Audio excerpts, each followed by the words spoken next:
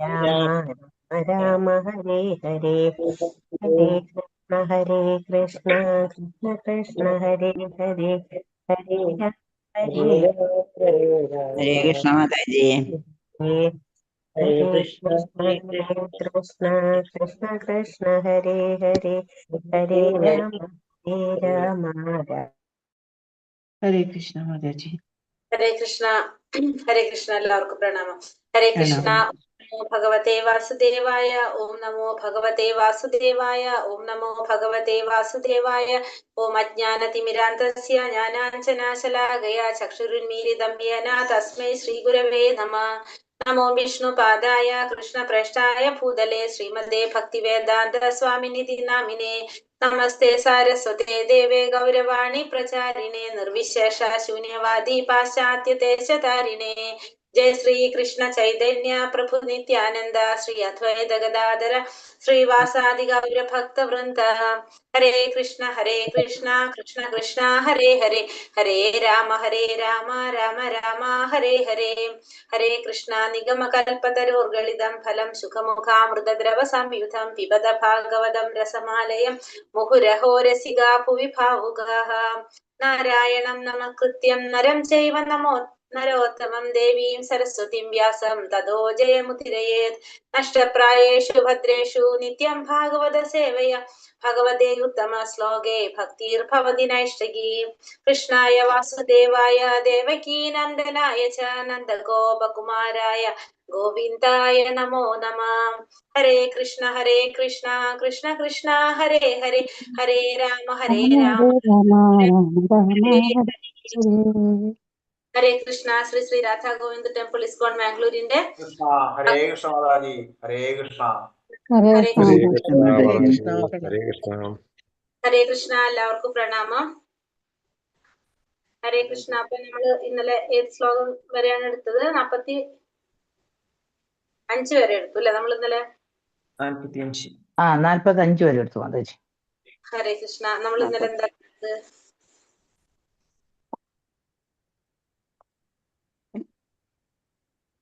ഹരേ കൃഷ്ണ. 45 വരെ. 45 വരെ. ഇനി 46-ാമത്തെ ഇന്ന്.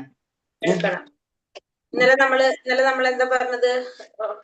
ഇന്നലെ പറഞ്ഞത് കുന്തിദേവിയുടെ പ്രാർത്ഥനകള് സ്വീകരിച്ച ശേഷം കുന്തിദേവിയുടെ പ്രാർത്ഥനകളില് കുന്തിദേവി പ്രാർത്ഥിക്കുന്നത് അല്ലെ? കാരണം അതായത് ഭഗവാനോട് പ്രാർത്ഥിക്കുകയാണ്, ഒരു വിഘ്നവും കൂടാതെ ഗംഗാനദി എപ്രകാരമാണോ സാഗരത്തിലേക്ക് എത്തുന്നത് അതേപോലെ ഒന്നിലേക്കും ശ്രദ്ധ പോകാതെ ഭഗവാനിൽ തന്നെ നിരന്തരമായിട്ട് എന്റെ ശ്രദ്ധ ആകർഷിപ്പിക്കണമെന്നാണ് കുന്തി മഹാറാണി പ്രണാമം അർപ്പിച്ചു കഴിഞ്ഞു. പിന്നെന്താണ്? പിന്നെ പറഞ്ഞു സുധകസ്വാമി പറയുന്നതാണ്, ഇപ്രകാരം ഭഗവാനെ സ്തുതിക്കപ്പെട്ട് വിശിഷ്ട വാക്കുകളാൽ ചിട്ടപ്പെടുത്തിയ കുന്തിദേവിയെ വാക്കുകൾ ശ്രവിച്ച അദ്ദേഹം മന്ദഹസിച്ചു. ഭഗവാൻ കുന്തിദേവിയുടെ പ്രാർത്ഥനകൾ കുറെ കാര്യങ്ങളിലൂടെ ബന്ധപ്പെടുത്തിയിട്ടാണ് കുന്തി മഹാറാണി പ്രാർത്ഥിച്ചത് അല്ലെ? ആ പ്രാർത്ഥനകള് ശ്രവിച്ചപ്പോ ഭഗവാൻ പുഞ്ചിരിച്ചു. ആ പുഞ്ചിരി അദ്ദേഹത്തിന്റെ എങ്ങനെയാണ് പറയുക, മറ്റുള്ളവരെ വശ്യമോഹനമായിരുന്നു ഭഗവാന്റെ അദ്ദേഹത്തിന്റെ പുഞ്ചിരി എന്ന്. ഹരേ കൃഷ്ണ. പിന്നെ അടുത്തത് 45 എന്താ പറഞ്ഞത്? ഭഗവാന്റെ കുന്തിദേവിയുടെ പ്രാർത്ഥന സ്വീകരിച്ച് ഭഗവാൻ ഹസ്തിനപുരത്തിന്റെ രാജഭവനത്തിൽ പ്രവേശിച്ച് മറ്റു സ്ത്രീഗണങ്ങളോടും മടങ്ങിപ്പോകുന്ന വിവരം പറയുമ്പം അദ്ദേഹം അഭ്യർത്ഥിക്കുകയാണ്, സ്നേഹത്തോടെ അഭ്യർത്ഥിക്കുന്ന കുന്തി മഹാറാണി. ഇപ്പൊ നമ്മള് കുറെ സ്തുതികളുണ്ട് ഇതില് ഭാഗവതത്തില് ഉണ്ടല്ലോ. അതില് നമ്മൾ നോക്കിയാൽ അറിയാം എല്ലാ സ്തുതികളും ആരാണ്? ആചാര്യന്മാര്, വിശിഷ്ട വ്യക്തികള് എല്ലാവരും അങ്ങനെയുള്ളവരാണല്ലേ. പക്ഷെ അതിലൊരു സ്ത്രീ ആയിട്ട് വരുന്നത് ആര് മാത്രാണ്? കുന്തി മഹാറാണി മാത്രം വരുന്നത്. ബാക്കി എല്ലാവരും പുരുഷന്മാരായിരുന്നു അല്ലെ? കുന്തി സ്തുതി അല്ലാതെ ഭീഷ്മസ്തുതി ഉണ്ട്, പ്രഹ്ലാദ സ്തുതി ഉണ്ട്, എല്ലാവരുടെ സ്തുതികളുണ്ടല്ലോ, കുറെ പേരുടെ ഇല്ല സ്തുതികൾ. അതില് കുന്തി മഹാറാണിയുടെ മാത്രാണ് സ്ത്രീകളുടെ സ്തുതി വരുന്നത്. കാരണം ഇതില് കുന്തി മഹാറാണി പറയുന്ന ഒരു പ്രാർത്ഥനയാണ് ആചാര്യന്മാരുടെ തലത്തിലേക്ക് വ്യക്തികളുടെ കൂടെ കുന്തി മഹാറാണിയെ കൂടി എത്തിക്കുന്നത്. അതായത് മഹാറാണി പറയുന്നത് എന്താണ്? എല്ലാ ദുഃഖങ്ങളും എനിക്ക് തരാനായിട്ട് പ്രാർത്ഥിക്കുന്നുണ്ടല്ലോ. ഒരു പ്രാർത്ഥന പറഞ്ഞില്ലോ ഇതില് കുട്ടി മഹാറാണി. കാരണം ഭഗവാനെ എപ്പോഴും കാണാൻ വേണ്ടിയിട്ട് എനിക്ക് ദുഃഖങ്ങൾ തരാനല്ലേ മഹാറാണി പ്രാർത്ഥിക്കുന്നത്. ആ ഒരു പ്രാർത്ഥനയാണ് കുന്തി മഹാറാണിയെ മറ്റുള്ളവരുടെ കൂട്ടത്തിൽ, അതായത് ഇപ്പൊ നമ്മൾ നോക്കാം, ഭീഷ്മരായാലും മറ്റെല്ലാ മഹത് വ്യക്തികളാണ് അല്ലെ, അവരുടെ ഒപ്പം കുന്തി മഹാറാണി നിർത്തുന്നത്. ഹരേ കൃഷ്ണ. നമ്മൾ ഇനി 46 എടുക്കണം അല്ലെ. നാളെ നമ്മളെ മിക്കവാറും ഈ അധ്യായം തീരും. അപ്പൊ മറ്റന്നാള് ഏകാദശി അല്ലേ, അപ്പൊ 1-ാം തീയതിക്ക് നമുക്ക് ഇതിന്റെ സമ്മറി എടുക്കാം.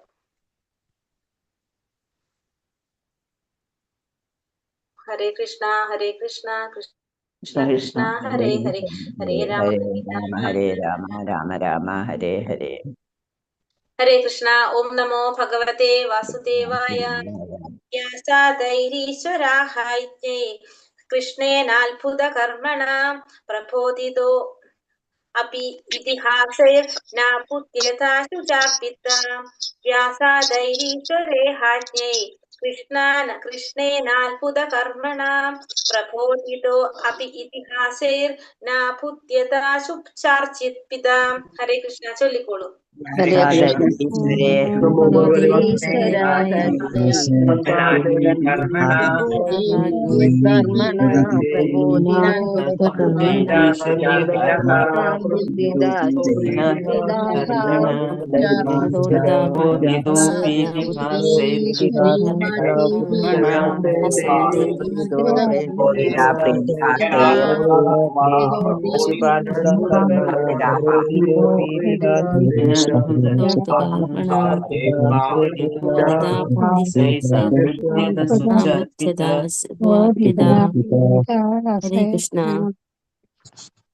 ഹരേ കൃഷ്ണ. വ്യാസദേവൻ നേതൃത്വം നൽകുന്ന മഹർഷി ശ്രേഷ്ഠന്മാരാൽ ഈശ്വര സർവശക്തനായ ഭഗവാൻ ഈഹ ഇച്ഛയാൽ ജ്ഞാനികളാൽ കൃഷ്ണേന സ്വയം കൃഷ്ണനാൽ അത്ഭുത കർമ്മണ സർവ അമാനുഷിക കർമ്മങ്ങളും നിർവഹിക്കുന്ന ഒരുവനാൽ പ്രബോധിത സ്വാന്തനപ്പെടുത്തപ്പെട്ടു. അപി എങ്കിൽ തന്നെയും ഇതിഹാസൈ ചരിത്രങ്ങളിൽ നിന്നുള്ള തെളിവുകളാൽ ന ഇല്ല അപുത്യത സംതൃപ്തനായി ശുച അർപ്പിത ശോകാകുലനായ. വിവർത്തനം ഭാവാർത്ഥം ശ്രീല പ്രഭുപാദിക്ക് ജയ്. വിവർത്തനം. ശോകാകുലനായ യുധിഷ്ഠിര മഹാരാജാവിനെ സ്വാന്തനപ്പെടുത്തുവാൻ വ്യാസ മഹർഷിയുടെ നേതൃത്വത്തിലുള്ള മഹർഷി വര്യന്മാരുടെ ഉപദേശങ്ങൾക്കോ അതിമാനുഷിക കൃത്യങ്ങൾ നിർവഹിക്കുന്ന ശ്രീകൃഷ്ണ ഭഗവാനോ എല്ലാ ചരിത്ര പ്രമാണങ്ങൾക്ക് പോലുമോ കഴിഞ്ഞില്ല.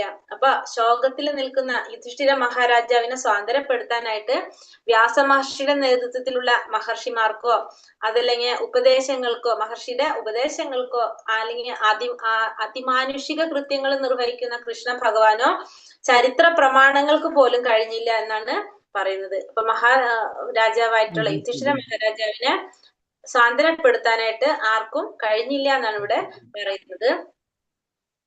ഹരേ കൃഷ്ണ. വിവർത്തനം ഭാവാർത്ഥം ശ്രീല പ്രഭുപാദിക്ക് ജയ്. കുരുക്ഷേത്ര യുദ്ധത്തിൽ വിശേഷിച്ചും താൻ ഹേതുവായി നടന്ന മനുഷ്യരുടെ കൂട്ടക്കൊലയോർത്ത് ധർമ്മിഷ്ഠനായ യുധിഷ്ഠിര രാജാവിന് അത്യന്തികം മനോവ്യഥയുണ്ടായി. ഈ ദുര്യോധനൻ സിംഹാസനത്തിൽ വാഴുന്നുണ്ടായിരുന്നുവെന്ന് മാത്രമല്ല അദ്ദേഹം നല്ല രീതിയിൽ ഭരണം നിർവഹിക്കുകയും ചെയ്തു പോന്നിരുന്നു. ആകയാൽ ഒരർത്ഥത്തിൽ യുദ്ധത്തിന്റെ ആവശ്യം തന്നെ ഉണ്ടായിരുന്നില്ല.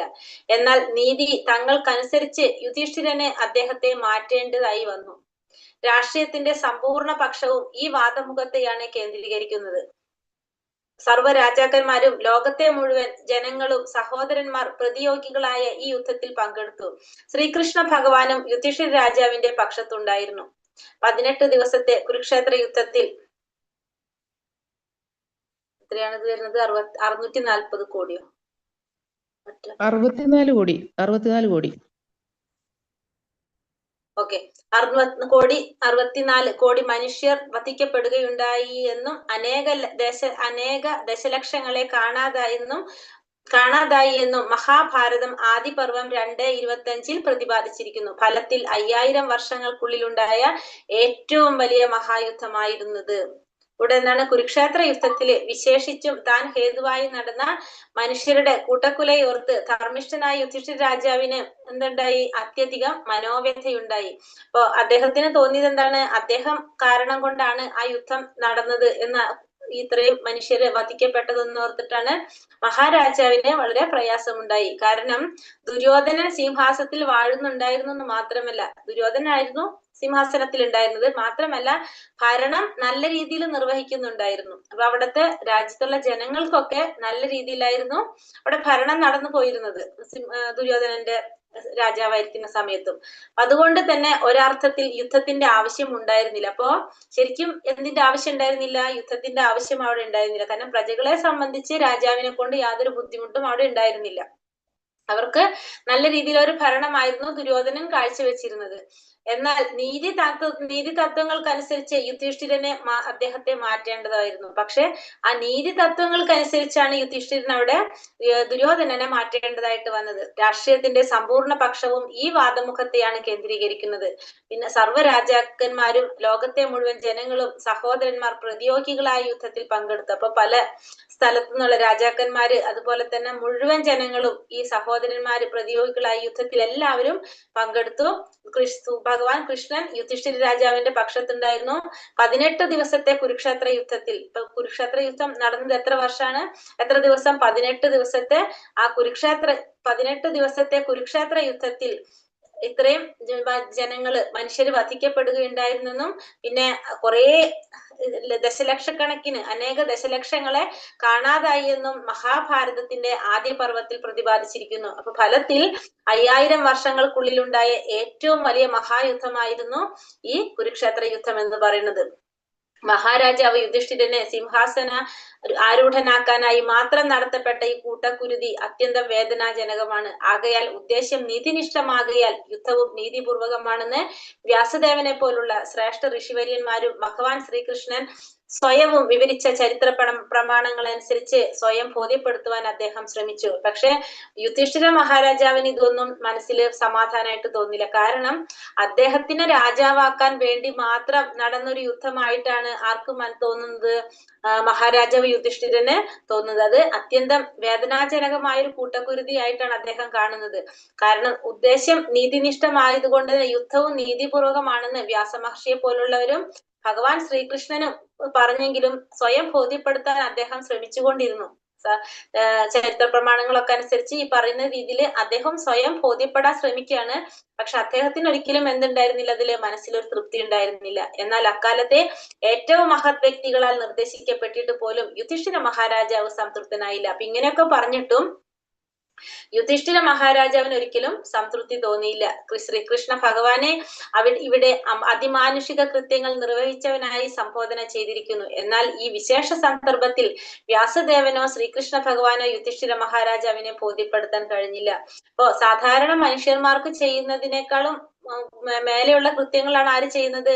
ഭഗവാൻ ശ്രീകൃഷ്ണൻ ചെയ്യുന്നത് അതിമാനുഷിക കൃത്യങ്ങളാണ്. പക്ഷെ അങ്ങനെ ചെയ്യുന്ന ഭഗവാനോ അല്ല, പിന്നെ ആരെയാണ് പറഞ്ഞത്? വ്യാസ മഹർഷി പോലുള്ള ഋഷിമാര്. അവർക്ക് ആർക്കും മഹാരാജാവ് യുധിഷ്ഠിരനെ യുദ്ധത്തെ കുറിച്ച് ബോധ്യപ്പെടുത്താനായിട്ട് സാധിച്ചില്ല. അതിമാനുഷിക കർത്താവ് എന്ന നിലയിൽ ഭഗവാൻ പരാജയപ്പെട്ടു എന്നാണോ ഇതിനർത്ഥം? അപ്പൊ ഇതിന്റെ അർത്ഥം ഭഗവാൻ അതിമാനുഷികനായിട്ടുള്ള ഭഗവാൻ പരാജയപ്പെട്ടു എന്നാണോ അതിന്റെ അർത്ഥം? അല്ല, നിശ്ചയമായും ഇത് അപ്രകാരം അർത്ഥമാക്കുന്നില്ല. അപ്പൊ അതുകൊണ്ട് അങ്ങനെ അർത്ഥമാക്കുന്നില്ല. ഭഗവാൻ സ്വേച്ഛാപ്രകാരം ഈശ്വരൻ അഥവാ യുധിഷ്ഠിര രാജന്റെയും വ്യാസദേവന്റെയും അന്തരംഗസ്ഥനായ പരമാത്മാവ് എന്ന നിലയിൽ അധികതരമായ അതിമാനുഷിക കൃത്യം നിർവഹിച്ചു എന്നതാണ് ഇതിന്റെ വ്യാഖ്യാനം.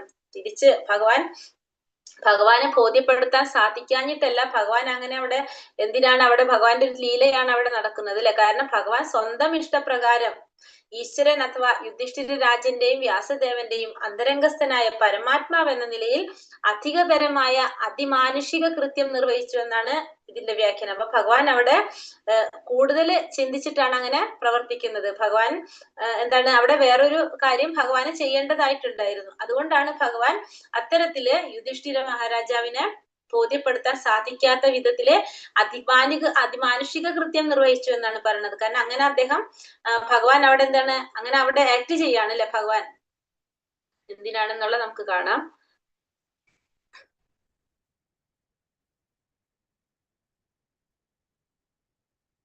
യുധിഷ്ഠിര രാജാവിന്റെ അന്തരംഗസ്ഥനായ പരമാത്മാവ് എന്ന നിലയിൽ അദ്ദേഹം യുധിഷ്ഠിര രാജനെ വ്യാസദേവന്റെയോ മറ്റുള്ളവരുടെയോ സ്വയം അദ്ദേഹത്തിന്റെ തന്നെയോ വചനങ്ങളാൽ സ്വാന്തനപ്പെടുത്താൻ അനുവദിച്ചില്ല. അപ്പൊ ഭഗവാൻ അവിടെ യുധിഷ്ഠിര രാജാവിന്റെ അന്തരംഗസ്ഥനായ പരമാത്മാവ് എന്ന നിലയിൽ, കാരണം ഭഗവാൻ ആരാണ്? ഋഷികേശനാണ്, പരമാത്മാവായിട്ട് നമ്മുടെ ഒക്കെ ഉള്ളിലിരിക്കുന്ന ഭഗവാനാണ്. ആ പരമാത്മാവ് എന്ന നിലയില് യുധിഷ്ഠിര രാജാവിന് വ്യാസദേവന്റെയോ മറ്റുള്ളവരുടെയോ സ്വയം അദ്ദേഹത്തിന്റെ തന്നെയോ വചനങ്ങളാൽ സ്വാന്തനപ്പെടാനായിട്ട് ഭഗവാൻ അനുവദിച്ചില്ല. അന്തരംഗസ്ഥനായിട്ട് പരമാത്മാവായിരിക്കുന്ന ഭഗവാൻ യുധിഷ്ഠിര മഹാരാജാവിന് അത് ബോധ്യപ്പെടാനായിട്ട് അനുവദിച്ചില്ല. എന്തെന്നാൽ ഭഗവാന്റെ മറ്റൊരു മഹാഭക്തനായ മരണാസന്നനായ ഭീഷ്മദേവനിൽ നിന്നും മഹാരാജാവ് യുധിഷ്ഠിരൻ ഉപദേശങ്ങൾ ശ്രവിക്കണമെന്ന് ഭഗവാൻ ആഗ്രഹിച്ചു. എന്തുകൊണ്ടാണ് ഭഗവാൻ അത് സാന്ത്വനപ്പെടാനായിട്ട് അനുവദിക്കാഞ്ഞത്? ഭഗവാന്റെ തന്നെ മറ്റൊരു മഹാഭക്തനായിട്ടുള്ള മരണാസന്നനായിട്ടുള്ള ഭീഷ്മദേവനിൽ നിന്നും മഹാരാജാവ് യുധിഷ്ഠിരൻ ഉപദേശങ്ങൾ ശ്രവിക്കണമെന്ന് ഭഗവാൻ ആഗ്രഹിച്ചു. അപ്പോ അതുകൊണ്ട് ഭഗവാൻ എന്ത് ചെയ്തില്ല? അവിടെ പരമാത്മാവായിരിക്കുന്ന ഭഗവാൻ അത് ദുര്യോധനന് അത് എന്താ പറയാ, സ്വാന്തനപ്പെടാൻ വേണ്ടിയിട്ട്, അത് ബോധ്യപ്പെടുത്താൻ വേണ്ടിയിട്ട്, അത്തരം കാര്യങ്ങൾ ബോധ്യപ്പെടാനായിട്ട് അനുവദിച്ചില്ല. കാരണം മഹാഭക്തനായിട്ടുള്ള ഭീഷ്മദേവനിൽ നിന്നും യുധിഷ്ഠിരന് ഉപദേശങ്ങൾ ശ്രവിക്കണമെന്നത് ഭഗവാന്റെ ആഗ്രഹമായിരുന്നു. മഹായോദ്ധാവായ ഭീഷ്മദേവൻ അദ്ദേഹത്തിന്റെ ഭൗതിക അസ്തിത്വത്തിന്റെ അവസാന ഘട്ടത്തിൽ സ്വയം ഭഗവാനെയും സിംഹാസനരൂഢനായിരിക്കുന്ന യുധിഷ്ഠിര രാജനെയും മറ്റു പൗത്രന്മാരെയും ദർശിച്ച് സമാധാനത്തോടെ ഇഹലോകവാസം അവസാനിപ്പിക്കട്ടെ എന്ന് ഭഗവാൻ ആഗ്രഹിച്ചു. മാത്രമല്ല ഭഗവാൻ എന്താഗ്രഹിച്ചത്? മഹായോദ്ധാവായിട്ടുള്ള ഭീഷ്മദേവൻ ഭൗതിക അസ്തിത്വത്തിന്റെ ഈ അവസാന ഘട്ടത്തില് സ്വയം ഭഗവാനെയും അതേപോലെ തന്നെ രാജാവായിരിക്കുന്ന യുധിഷ്ഠിര രാജനെയും മറ്റുള്ള പൗത്രന്മാരെയും മറ്റു പാണ്ഡവന്മാരെയും ഒക്കെ കണ്ട് സമാധാനത്തോടെ ഇഹലോകവാസം അവസാനിപ്പിക്കട്ടെ എന്ന് ഭഗവാൻ ആഗ്രഹിച്ചു. കാരണം എന്താണ്? പിതാവില്ലാത്ത വാത്സല്യഭാജനങ്ങളായ തന്റെ പൗത്രന്മാരായ പാണ്ഡവർക്കെതിരായി യുദ്ധം ചെയ്യുന്നതിൽ ഭീഷ്മദേവൻ ഒട്ടും സന്തുഷ്ടനായിരുന്നില്ല. എന്നാൽ ക്ഷത്രിയർ അത്യന്തം കർക്കശക്കാരാകിയാൽ ഭീഷ്മദേവൻ ദുര്യോധനന്റെ പക്ഷം ചേരാൻ ബാധ്യസ്ഥനായിരുന്നു. കാരണം അദ്ദേഹം ദുര്യോധനന്റെ ചിലവിലാണ് കഴിഞ്ഞിരുന്നത്. ഇവയ്ക്ക് പുറമെ മഹാരാജാവ് യുധിഷ്ഠിരൻ ഭീഷ്മദേവന്റെ വാക്കുകളാൽ സാന്ത്വനപ്പെടണമെന്നും അങ്ങനെ ഭീഷ്മദേവന് എല്ലാവരെയും സ്വയം ഭഗവാനെ പോലും വെല്ലുന്ന രീതിയിൽ വിജ്ഞാനം ഉണ്ടായിരുന്നുവെന്ന് ലോകം അറിയണമെന്നും ഭഗവാൻ ആഗ്രഹിച്ചു. ഇവിടെ എന്തുകൊണ്ടാണ് ഭഗവാൻ യുധിഷ്ഠിരന് ആ സമാധാനം കിട്ടാത്തതല്ല, കൊടുക്കാഞ്ഞതാണ് ഭഗവാൻ അല്ലെ? പരമാത്മാവായിരിക്കുന്ന ഭഗവാൻ അതിന് അനുവദിച്ചില്ല. കാരണം എന്തുകൊണ്ടാണ്? ഭീഷ്മരിൽ നിന്ന് ഉപദേശം സ്വീകരിക്കണമെന്ന് ഭഗവാൻ ആഗ്രഹിച്ചു. മാത്രമല്ല ഭീഷ്മദേവനെ കുറിച്ച് ഭീഷ്മദേവൻ ആരാണ്? മഹാഭക്തനാണ് അല്ലെ? ഭഗവാന്റെ ഭക്തനായിട്ടുള്ള ഭീഷ്മരെ കുറിച്ചും എല്ലാവരും അറിയണമെന്നും ഭഗവാൻ ആഗ്രഹിച്ചു. എന്താ പറഞ്ഞതിവിടെ? പിതാവില്ലാത്ത വാത്സല്യഭാജനങ്ങളായ തന്റെ പൗത്രന്മാരായ പാണ്ഡവർക്കെതിരായിട്ട് യുദ്ധം ചെയ്യുന്നതിൽ ഭീഷ്മദേവൻ ഒട്ടും താല്പര്യമുണ്ടായിരുന്നില്ല. പക്ഷെ എന്താണ്? അത്യന്തം കർക്കശക്കാരാണ് ക്ഷത്രിയര്. അപ്പൊ ദുര്യോധനന്റെ പക്ഷം ചേർന്നില്ലെങ്കിൽ ദുര്യോധനൻ എന്ത് ചെയ്യുന്ന ഒരു പിടുത്തവും ഇല്ല. അപ്പൊ അതുകൊണ്ട് തന്നെ ഭീഷ്മർ എന്ത് ചെയ്യേണ്ടി വന്നു? ദുര്യോധനന്റെ പക്ഷം ചേരാൻ ബാധ്യസ്ഥനായി തീരാണ്. കാരണം ദുര്യോധനന്റെ ചെലവിലാണ് ആര് കഴിഞ്ഞിരുന്നത്? ഭീഷ്മദേവൻ കഴിഞ്ഞിരുന്നത്.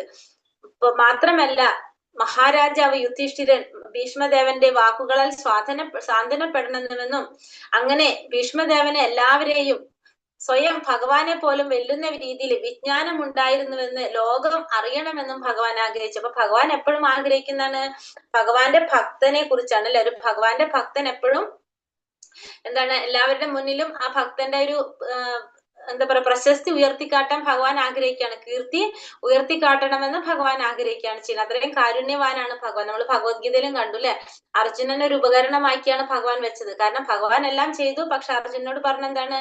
നീ പ്രവർത്തിക്കാനായിട്ട്. കാരണം ഭഗവാൻ ചെയ്തതിന്റെ ക്രെഡിറ്റ് ആർക്കാണ് കിട്ടുന്നത്? അർജുനനാണ് കൊടുക്കുന്നത്. അതാണ് ഭഗവാന്റെ കാരുണ്യം എന്ന് പറയുന്നത്. ഹരേ കൃഷ്ണ. ശ്ലോകം 47. ആഹ രാജാ ധർമ്മസൂത ചിന്തയൻ സുഹൃതാംബധം പ്രാകൃതേനാത്മനാ വിപ്രാ സ്നേഹമോഹാവശം ഗതഃ. ആഹ രാജാ ധർമ്മസൂത ചിന്തയൻ സുഹൃതാംബധം പ്രാകൃതേനാത്മനാ വിപ്രാ സ്നേഹമോഹാവശം ഗതഃ. ചൊല്ലിക്കോളൂ. ഹരേ കൃഷ്ണ രാജ ധർമ്മ സദസ്യായ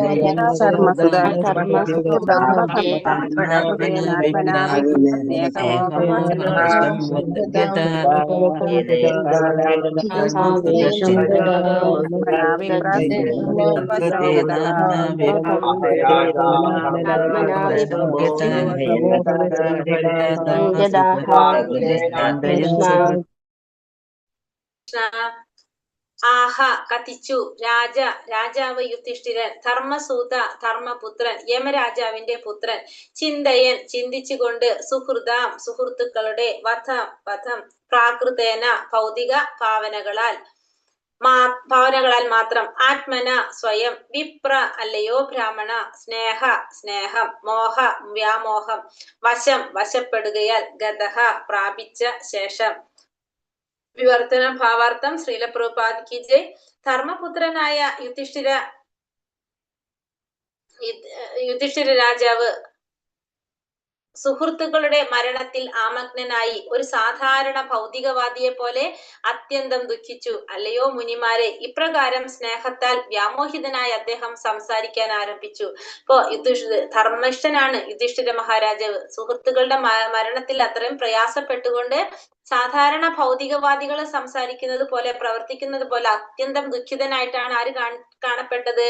യുധിഷ്ഠിര മഹാരാജാവ് കാണപ്പെട്ടത്. അങ്ങനെ യുധിഷ്ഠിര മഹാരാജാവ് സ്നേഹത്താൽ വ്യാമോഹിതനായിക്കൊണ്ട് അദ്ദേഹം സംസാരിക്കാൻ തുടങ്ങാണ് ഇവിടെ. വിവർത്തനം ശ്രീല പ്രഭുപാദ് കി ജയ്. യുധിഷ്ഠിര രാജാവ് ഒരു സാധാരണ മനുഷ്യനെ പോലെ ദുഃഖാകുലനായി തീരുമെന്ന് പ്രതീക്ഷിക്കപ്പെടാത്തതാണെങ്കിലും അദ്ദേഹം ഭഗവത് ഇച്ഛയ്ക്ക് വശംവദനായി സാംസ്കാരിക സ്നേഹബന്ധത്താൽ വ്യാമോഹിതനായി തീർന്നു. അർജുനൻ വ്യാമോഹിതനായി കാണപ്പെട്ടതുപോലെ. അപ്പൊ യുധിഷ്ഠിര മഹാരാജാവ് ഒരു സാധാരണ മനുഷ്യനെ പോലെ ദുഃഖാകുലനായിട്ട് തീരുമെന്ന് പ്രതീക്ഷിക്കപ്പെടാത്തതാണെങ്കിലും, ഇപ്പൊ സാധാരണ യുധിഷ്ഠിര മഹാരാജാവ് അത്രയും അദ്ദേഹത്തിൽ നിന്ന് അത്രയും ദുഃഖം പ്രതീക്ഷിക്കുന്നില്ല. പക്ഷെ ഭഗവാന്റെ ഇച്ഛയ്ക്ക് വശംവദനായിട്ടാണ് ഇവിടെ ഇത്രയും ദുഃഖത്തിൽ ആരെ കാണുന്നത്? യുധിഷ്ഠിര മഹാരാജാവിനെ കാണപ്പെടുന്നത്. എപ്രകാരമാണോ അർജുനൻ ഭഗവത്ഗീത ഉപദേശിക്കുന്ന സമയത്ത് അർജുനൻ കാണപ്പെട്ടത്, അതേപോലെയാണ് ഇവിടെ ആരും കാണപ്പെടുന്നത്? യുധിഷ്ഠിര മഹാരാജാവും കാണപ്പെടുന്നത്. ജീവാത്മാവ് ശരീരമോ മനസ്സോ അല്ല, മറിച്ച് ജീവിതത്തിന്റെ ഭൗതിക ധാരണകൾക്ക് അതീന്ദ്രിയനാണെന്ന് തിരിച്ചറിവുള്ള ഒരു വ്യക്തി ശരിക്കും മനസ്സിലാകുന്നു. അപ്പൊ ജീവാത്മാവ് ശരീരമോ മനസ്സോ അല്ല, മറിച്ച് ജീവിതത്തിന്റെ ഭൗതിക ധാരണകൾക്ക് അതീന്ദ്രിയനാണെന്ന് ആർക്ക് മനസ്സിലാക്കാൻ സാധിക്കാണ്? തിരിച്ചറിവുള്ള ഒരു വ്യക്തിക്ക് മനസ്സിലാക്കാനായിട്ട് സാധിക്കും. ശരീരത്തെ അടിസ്ഥാനപ്പെടുത്തിയാണ് ഒരു സാമാന്യ വ്യക്തി ഹിംസയും അഹിംസയും സംബന്ധിച്ച് ചിന്തിക്കുന്നത്. ഒരു വ്യക്തി ഹിംസയും അഹിംസയും ചിന്തിക്കുന്നത് എങ്ങനെയാണ്? ശരീരത്തിനെ ബന്ധപ്പെടുത്തിയാണ് ചിന്തിക്കുന്നത്. എന്നാൽ അത് ഒരു തരത്തിലുള്ള വിഭ്രമമാകുന്നു. ഓരോരുത്തരും അവരവരുടേതായ തൊഴിൽപരമായ ധർമ്മങ്ങൾക്കനുസരിച്ച് കർത്തവ്യബദ്ധരാണ്.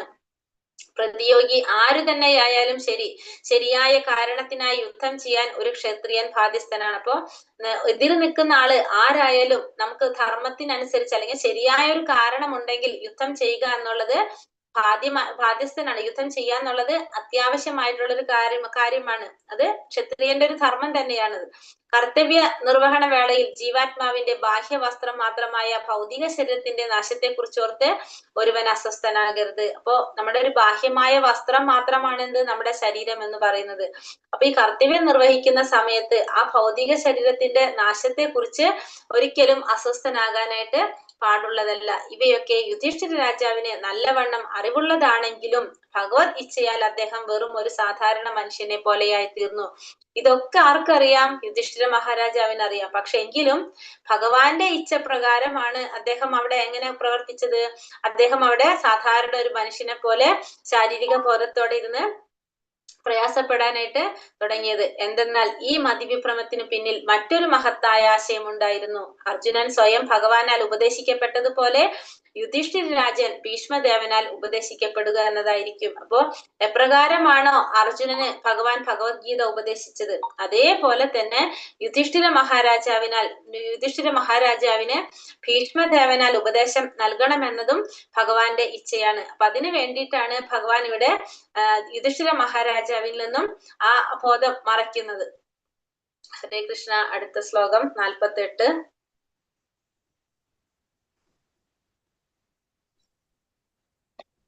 അഹോ മേ പശ്യതാജ്ഞാനം ഹൃദീരൂഢം ദുരാത്മനഃ പാരക്യ സൈവ ദേഹസ്യ ബാഹ്യോ മേ അക്ഷൗ ഹി നിർഹത.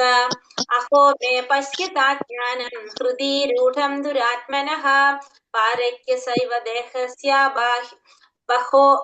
ബാഹ്യോ മേ അക്ഷൗഹിണി ഇർഹത. ഹരേ കൃഷ്ണ. ചൊല്ലിക്കൊള്ളു. ഹരേ കൃഷ്ണ. നമോ പൂർണ്ണമായി പശ്യത പ്രതിരൂഢം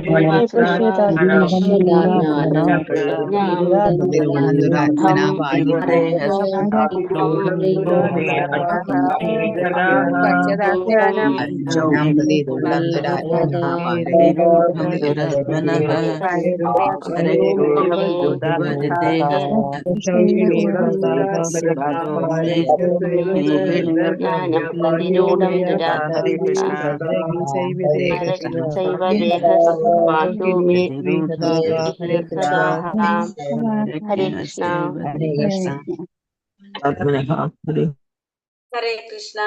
അഹോ അഹോ മേ എന്റെ പശ്യത വീക്ഷിച്ചാലും അജ്ഞാനം അജ്ഞത ഹൃദയത്തിൽ രൂഢം സ്ഥിതി ചെയ്യുന്നു ദുരാത്മാവിന്റെ പാരക്യസ്യ മറ്റുള്ളവരെ ഉദ്ദേശിച്ചുള്ള ഏവ നിശ്ചയമായും ദേഹസ്യ ശരീരത്തിന്റെ ബഹ്യ അനേകം മേ ഞാൻ മുഖേന അക്ഷൗഹിണി യുദ്ധ സേനാവ്യൂഹങ്ങൾ ഹതഹ വധിക്കപ്പെട്ടു. വിവർത്തനം ഭാവാർത്ഥം ശ്രീല പ്രഭുപാദിക്ക് ജയ്.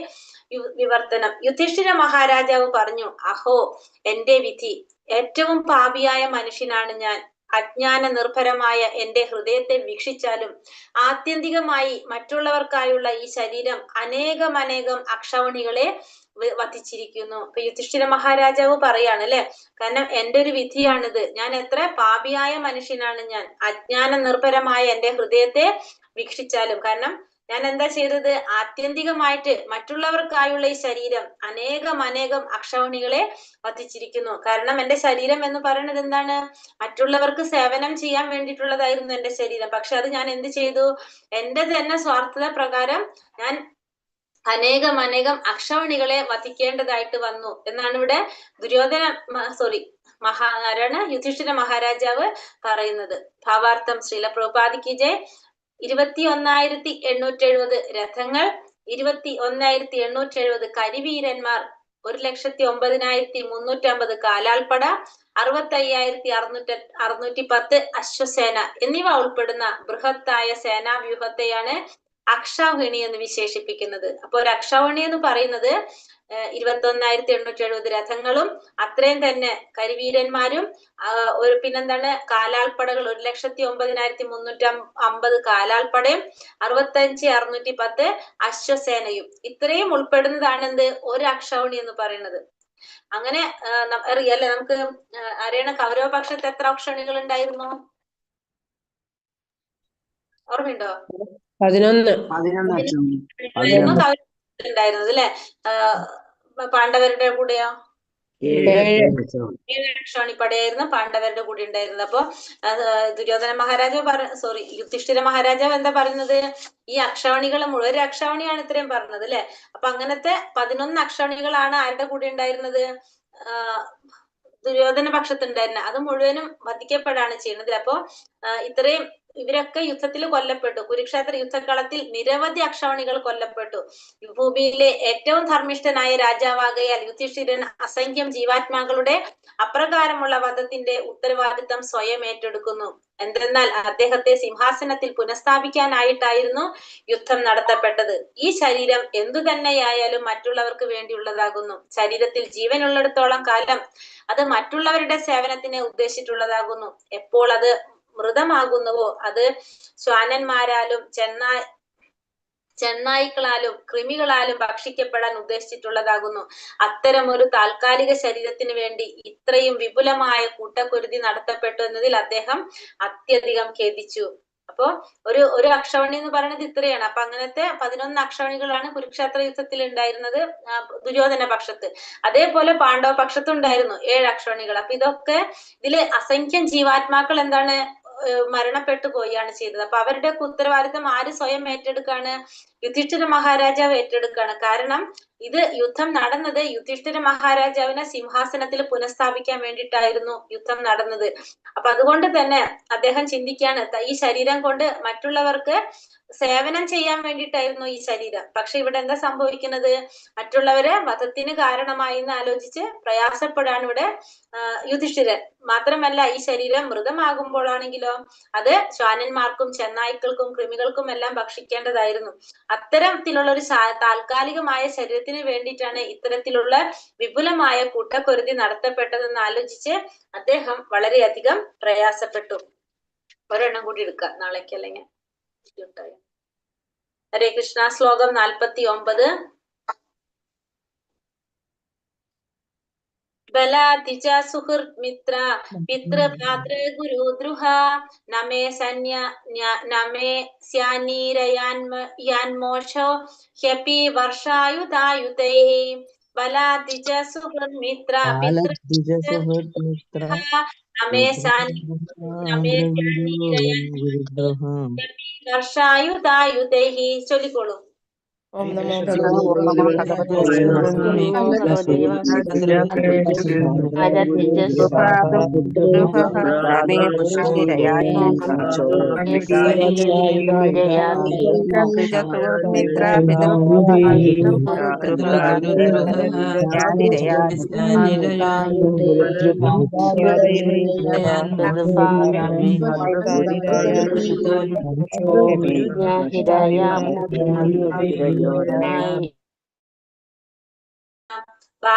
ബാലന്മാർ, ദ്വിജൻ, സുഹൃത് അഭ്യുതകാംക്ഷികൾ, മിത്രങ്ങൾ, പിതൃ രക്ഷകർത്താക്കൾ, ഭ്രാതാക്കൾ, ഗുരുക്കന്മാർ, ദ്രുഹ വധിച്ചവൻ, ഒരിക്കലും,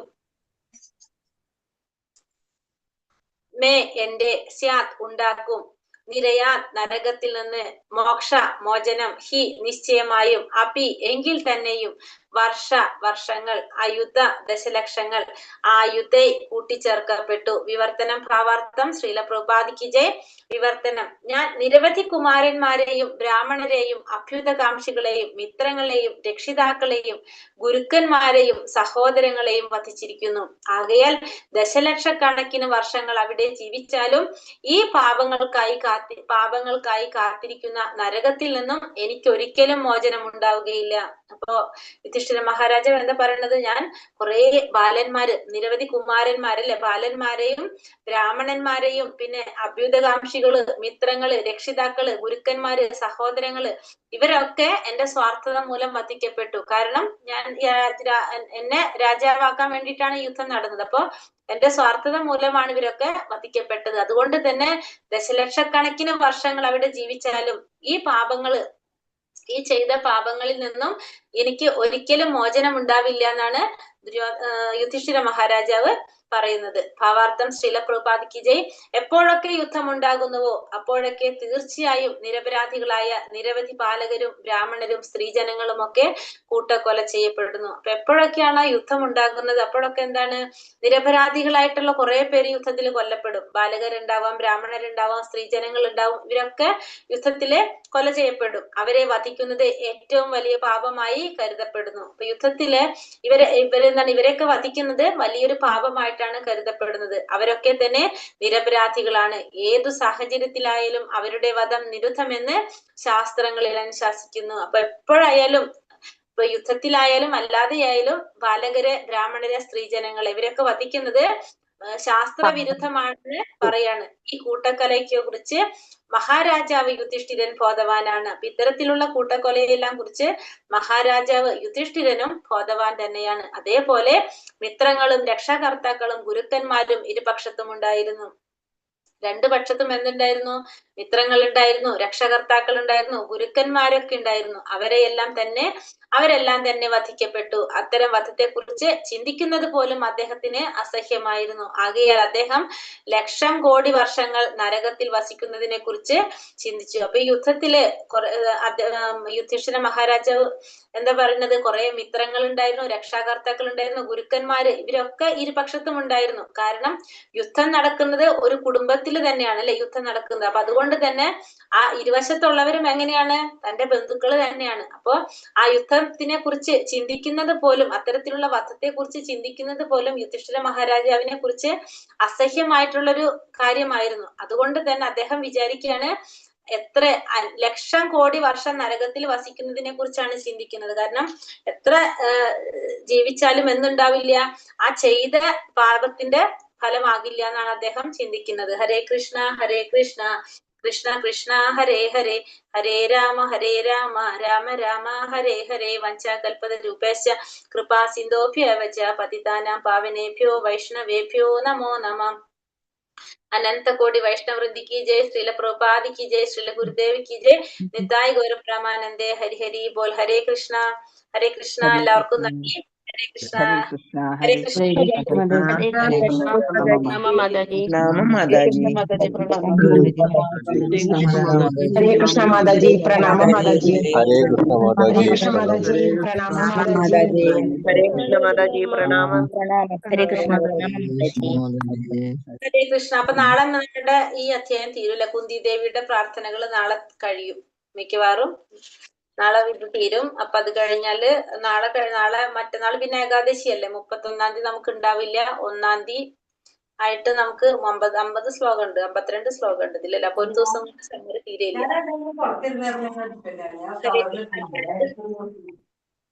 2 ദിവസം എടുക്കുമായിരിക്കും മിക്കവാറും സമ്മറി എടുക്കുമ്പോൾ അല്ലേ. അപ്പൊ നമുക്ക് അടുത്ത സമ്മറി കഴിഞ്ഞിട്ട് പിന്നെ തുടങ്ങാം. കുന്തി ദേവിയുടെ പ്രാർത്ഥനകൾ നല്ലൊരു അധ്യായമാണ്. അപ്പൊ കുന്തി മഹാറാണി ഇത്രയും വിശേഷപ്പെട്ട ഒരു വ്യക്തിയാണല്ലോ. നമ്മള് പറഞ്ഞല്ലോ. അപ്പൊ സ്ത്രീ കഥാപാത്രങ്ങൾ എന്ന് പറയല്ലോ. ഇപ്പൊ കുന്തി മഹാറാണിയായി, ഉത്തരയായി, ദ്രൗപദിയായി. ഇപ്പൊ ഇവരൊക്കെ നമ്മൾക്ക് ഇതിൽ തന്നെ നമ്മൾ കണ്ടു. സ്ത്രീകളെ എന്താ പറയാ താഴ്ന്നിട്ടാണ് പറഞ്ഞിരുന്നത്. സ്ത്രീകള് എങ്ങനെയാണ് പറഞ്ഞത്? പണ്ടൊന്നും വിദ്യാഭ്യാസം കൊടുത്തിരുന്നില്ല, പക്ഷെ ആ സമയത്തും ഇവർ ഇത്ര ശക്തമായിട്ടുള്ളവര് ഉണ്ടായിരുന്നു എന്നുള്ളതും കൂടി നമുക്ക് മനസ്സിലാക്കാം അല്ലെ. ഹരേ കൃഷ്ണ.